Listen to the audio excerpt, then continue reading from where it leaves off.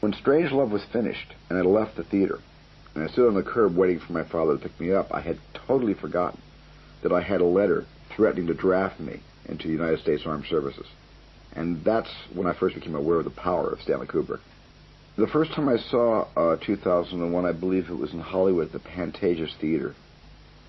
He took you into space for the first time. I mean, since 2001, no documentary, no other movie, no IMAX experience being on the shuttle and looking down at Earth has ever really put me in space as much as 2001 did, and made me want it so desperately.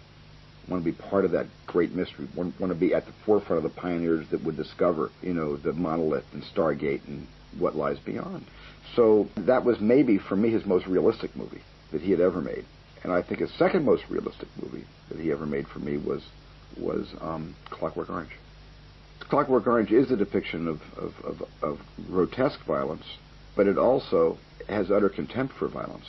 And it is almost like saying, why isn't somebody doing something about this? Where's the world when these acts of man against man are happening all over the world, every 30 seconds? Where's justice? Where's order?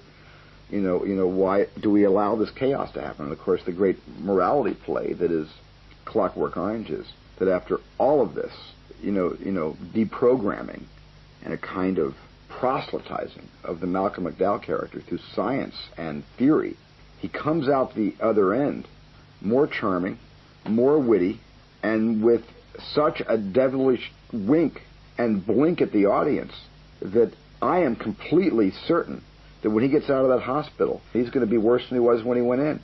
And so in a sense, I've always felt that Clockwork Orange was Stanley's most defeatist movie.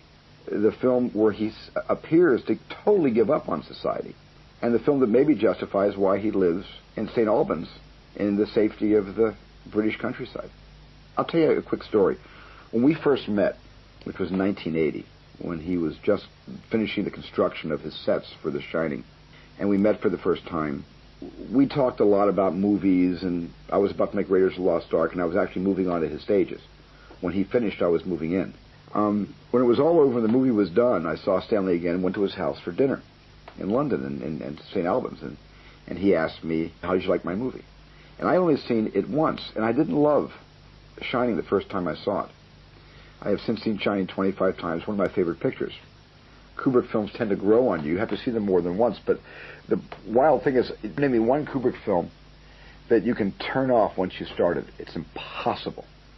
He's got this fail-safe button or something. It's impossible to turn off a Kubrick film. But I didn't like it the first time I saw it. I really wanted to be scared by it, number one. I wanted to be frightened by it in a kind of carnival fear. I wanted things to pop out at me. I wanted to jump out of my seat.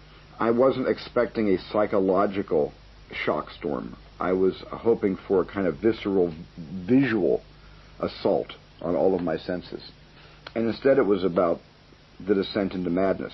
And he very inexorably pulled the entire audience down with him. So at that moment where, Shelley is reading the last 3 months of what he has been writing, and we see the litany of what he has written, that is the biggest shock of The Shining. That was the equivalent of the chair turning around the psycho and the sudden reveal of Mrs. Bates. And it's more shocking than the sudden reveal of Mrs. Bates if you get into the protoplasm of that movie. If you give yourself over to it, you'll be more shocked by what he's written over the last 4 months.